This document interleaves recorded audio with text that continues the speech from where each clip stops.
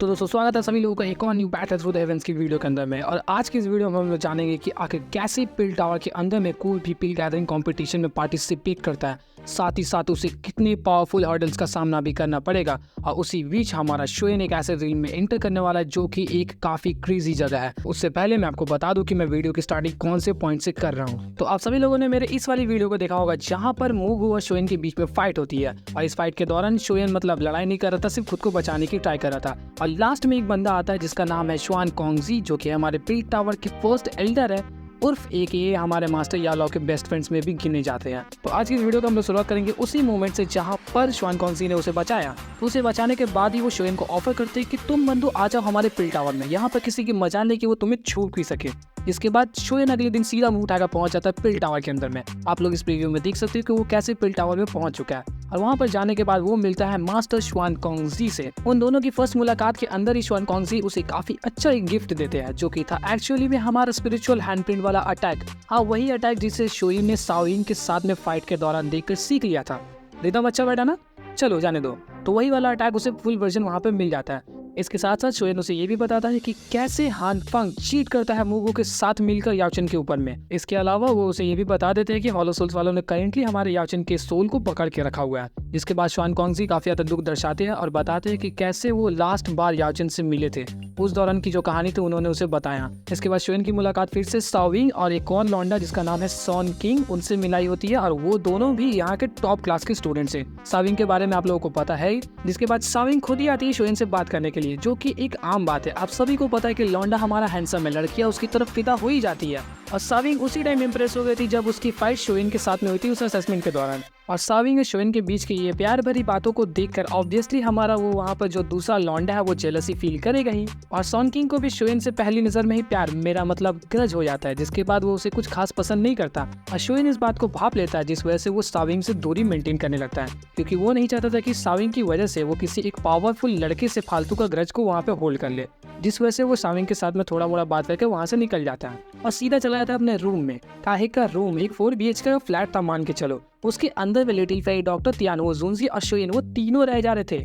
और साथ ही साथ शोएन हमारा एक अलग प्राइवेट रूम के अंदर में ट्रेन कर रहा था। मतलब मान के चल लो कि पिल टावर हमारा एक ताज होटल है, उसके अंदर में एक टॉप क्लास का रूम उन लोगों को बुक करके दिया गया है। खैर हमारे नसीब में कहाँ है, जाने दो इन सभी बातों को। और इसके बाद शोएन सीधा पहुंच जाता है अपने फ्लैट के अंदर में। वहां पर जाके खुद को एक कमरे के अंदर में बंद कर लेता है, फिर निकालता अपना हथियार, अपने हाथों के इस्तेमाल से उसको काफी तेजी से प्रैक्टिस करने लगता है। अरे गलत मत समझो, वो चीज प्रैक्टिस नहीं कर रहा, बल्कि वो एक्चुअली में स्पिरिचुअल हैंडप्रिंट को प्रैक्टिस कर रहा है, जो उसे अभी शुआन कोंगजी के पास से मिला। प्रैक्टिस करते हुए तकरीबन उसे 2 से 3 दिन बीत जाते हैं। और इसी दौरान जब वो बाहर आता है तब तक उसने स्पिरिचुअल हैंडप्रिंट को मास्टर तो कर लिया था, लेकिन पिल गैदरिंग के अंदर में सिर्फ और सिर्फ एक ही दिन बाकी था। और लिटिल फेई डॉक्टर उसे बताती है कि इस बीच उससे मिलने के लिए शाओयिंग आई थी।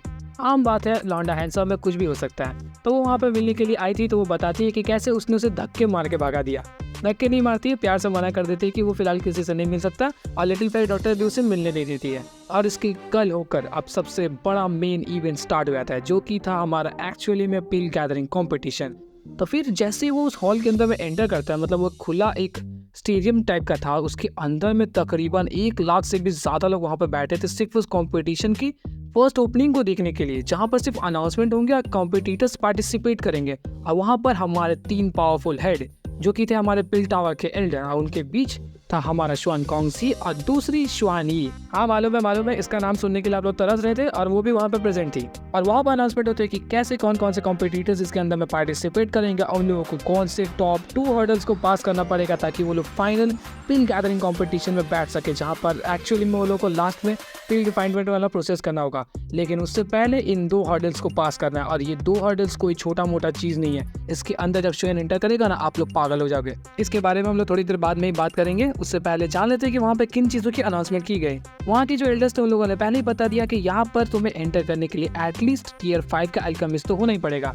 उसके साथ साथ तुम लोगों को 2 हर्डल्स को भी पास करना है, जिनमें पहला हर्डल आता है फैंटेसी रीम। और फैंटेसी रीम कोई छोटी मोटी जगह नहीं है। इसके अंदर एंटर करने के बाद अच्छे अल्केमिस्ट की फट के हाथ में आती है, क्योंकि ये एक ऐसा जगह है जिसे एक बीस्ट के बॉडी से बनाया गया। और वो बीस्ट एक तरीके का फैंटेसी सोल बीस्ट था, जिसकी बॉडी एक मेस की तरह काम करती है। और सिर्फ मेज नहीं है कि तुम लोग दीवार फानोगे, इधर से निकलोगे उधर से निकलोगे तो काम हो जाएगा। इसके अंदर में स्पिरिचुअल मेज है जिसको तुम्हें पार करने के लिए स्पिरिचुअल परसेप्शन की जरूरत पड़ेगी। और एक बात सुनो, अगर तुम्हारे पास स्पिरिचुअल परसेप्शन है भी तो वो उसे हिंडर करेगा, मतलब वो उसे अच्छी तरीके से इस्तेमाल भी नहीं करने देगा। वहाँ पर जाके तुम्हारी स्पिरिचुअल परसेप्शन की पावर्स कम भी हो जाएगी या फिर भटक भी सकती है। इन सभी चीजों के साथ साथ तुम्हारे लिए एक और सरप्राइज है, इल्यूजन्स। जी हाँ, इसके अंदर में आप लोगों को कई तरीके के इल्यूजन्स भी देखने को मिलेंगे, यानी कि कोई ऐसा पास्ट जो कि तुम्हें कभी जिंदगी में आगे नहीं बढ़ने दे, या फिर कोई एक ऐसा डर जो कि इन फ्यूचर तुम्हें कभी आने वाला है या फिर उससे तुम डरते हो।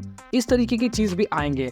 और लिटरली जब शोएन एंटर करता है तो उसे ऐसी ऐसी चीजें दिखाई देती है जिसके बारे में आप लोग शायद से गेस कर सकते हो। अगर गेस कर लिया हो तो कमेंट में उन सभी के नाम लिख देना। इसके बाद जो सेकंड हर्डल आता है उसका नाम है पिलग्रिम। और पिलग्रिम एक ऐसा जगह है जिसे एक पावरफुल दोषंग ने क्रिएट किया है। और सिर्फ दोषंग ने क्रिएट किया ये इंटरेस्टिंग बात है नहीं, बल्कि इसके अंदर में अनगिनत ट्रेजर्स है, मतलब खजाना है एल्केमिस्ट के लिए। तुम लोग जो चाहो वो मेडिसिनल आइटम मिलेगी यहाँ पर। और कुछ ऐसे हैं ना कि जो कभी तुम लोगों ने दो के कॉन्टिनेंट पे देखा भी नहीं होगा, लिटरली देखा भी नहीं होगा। और सच में जब शोएन इसके अंदर में एंटर करता है तो उसे कुछ ऐसी इंग्रेडिएंट्स मिल जाती है जो कि इन फ्यूचर चल के उसके बहुत ज्यादा काम आने वाली है। और साथ ही साथ उन इंग्रेडिएंट्स की वजह से भी काफी ज्यादा प्रॉब्लम्स आती है। वो खैर दूसरी वीडियो में बात करेंगे उस बारे में। फिलहाल हम लोग इस वीडियो में इतना ही जानते हैं। और इसके साथ साथ इतिहास गवाह है कि जहाँ पर तुम्हें खजाना मिलता है वहाँ पर कोई ना कोई मिलता है जो तुम्हारी मतलब मार के रख दे किसी भी तरीके से। जी हाँ, यहाँ पे द मोस्ट पावरफुल बीस्ट भी पाए जाते हैं जो कि एक्चुअली में 2 जोन लेवल तक जाते हैं। इन फ्यूचर चल के शोएन की फाइट भी होगी एक के साथ, और दूसरा वाला एक और दिखाया जाता है जो कि शोएन को थोड़ा हेल्प भी कर देता है।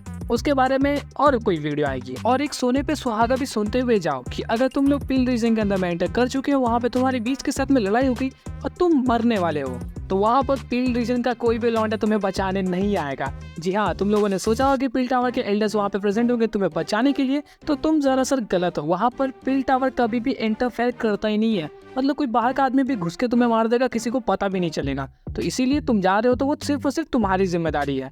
शोएन इस बात पे उल्टा खुश होता है क्योंकि प्रोफाउंड स्वान सेट का जो लौंडा चेंशियान था उसी ने बताया था मूगो को कि शोएन यहाँ पर प्रेजेंट है, और जिसके बाद मूगो ने यहाँ पर आकर हमला किया वगैरह वगैरह, आपको मालूम है ही। तो जिस वजह से वो सोचता है कि उसके अंदर में मैं अगर चेंशियान को मार भी देता हूँ तो किसी को घंटा भर पता नहीं चलेगा, लेकिन शोएन की तो खुरी लगने वाली है उसके अंदर।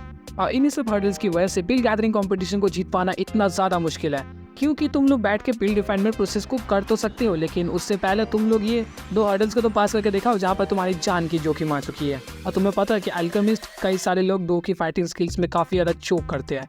जो लोग दोनों को प्रैक्टिस कर लेते हैं वो ऑब्वियसली गॉड लेवल के बंदे बन जाते हैं, लेकिन जो लोग सिर्फ और सिर्फ पिल रिफाइनमेंट को प्रैक्टिस करते हैं उनके लिए तो काफ़ी ज़्यादा लगाने वाली काम है।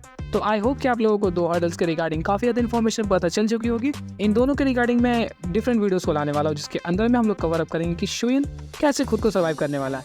तो आज की इस वीडियो में बस इतना ही रहा। तो और भी ऐसे इंटरेस्टिंग वीडियोस के लिए या फिर इसके बाद के पार्ट्स को जानने के लिए सब्सक्राइब